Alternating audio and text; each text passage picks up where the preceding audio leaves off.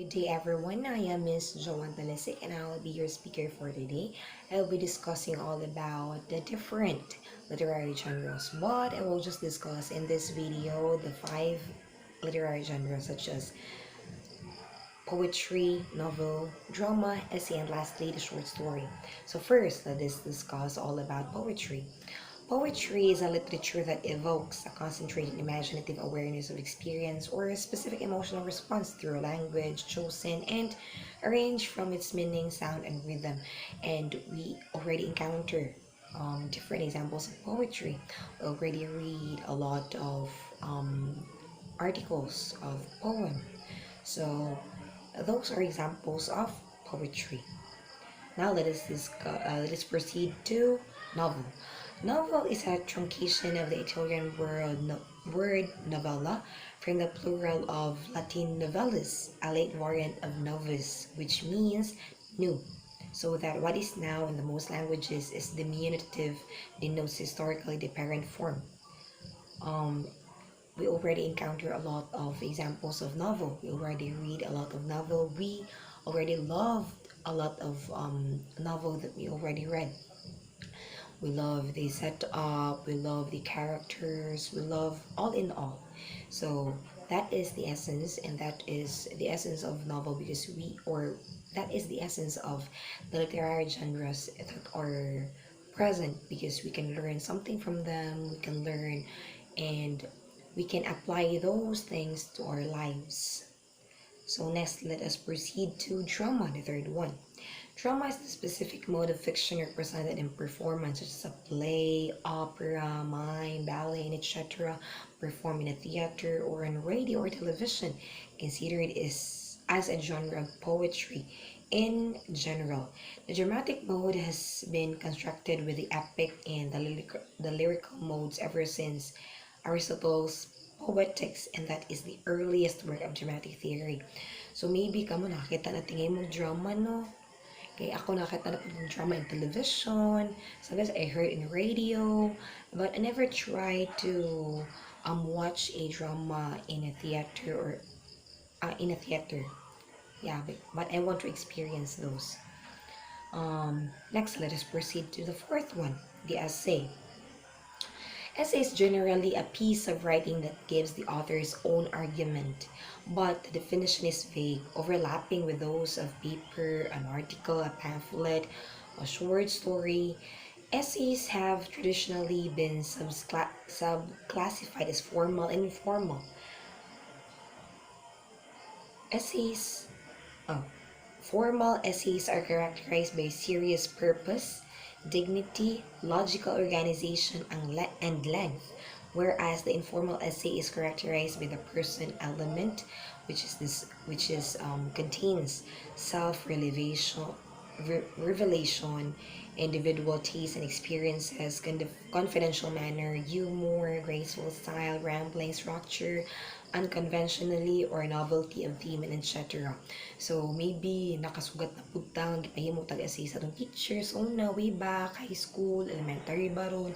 So those are examples of some are examples of informal. Kana mga informal kay kana mga personal na to nga perspective ang ipasuwat or opinion na to about ani nga topic, and ang formal kinatay gisunod baron nga kanang natay gisunod nga kanang format, and wherein those formal example of essays are that contain serious purpose and dignity and also has a logical organization and length. So that is the essay. And lastly, I will be discussing deeper the short story. Short story is a piece of prose fiction that typically can be read in one setting and focuses on a self-contained incident or a series of linked incidents with the intent of evoking a single effect or mode. The short story is one of the oldest types of literature and has existed in the form of legends, mythic tales, folk tales, fairy tales, fables, and anecdotes in various ancient communities across the world. The modern short story developed in the early 19th century. So maybe nakanata nga short ay kuan rin ni tag-usa ni ka page nga bond paper no nga na ra to ang masulti. So, additionally, the short story is a crafted form in its own right. Short stories make use of plot, resonance, and other dynamic components as in a novel, but typically to a lesser degree. So, in terms of length, ang word count is typically anywhere from 1,000 to 4,000 for short stories. However, some have 15,000 words and are still classed as short stories. Stories of fewer than 1,000 words are sometimes referred to as short stories or flash fiction. So, para na to, kana ay short story from the word short. Sumubo ra jud siya, basta tag-usa ra siya kaban paper, but no.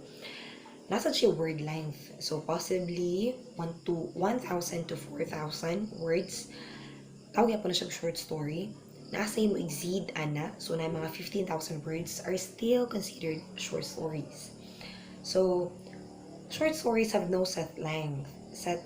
In terms of word count, there are no official demarcation between an anecdote, a short story, and a novel. Rather, the form's parameters are given by the rhetorical and practical context in which a given story is produced and considered, so that what constitutes a short story may differ between genres, countries, eras, and commentators.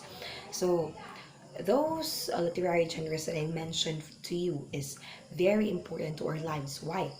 Once we read those literary genres, example of literary genres, no, we can learn from it and we can apply to our life. So, especially in a mga real life story, we can apply it to ourselves also. So, read, read and read and read and read. So, those are anang usagid siya sa mga way dili lang siya na makahatag og learnings para nimo, rather you can learn from it, wherein nga baka nakaba nga ay importante jud ta magbasa ta, okay, for us to be informed, for us to be updated, and also for us to enhance our communication as well. Okay, reading is one of the way nga ma-enhance imong pagbasa, and also mo work pud imong brain, wherein nga ay na times kapuyon ka, na times nga di mo ganahan mo basa, uy kanang kapoy man, pero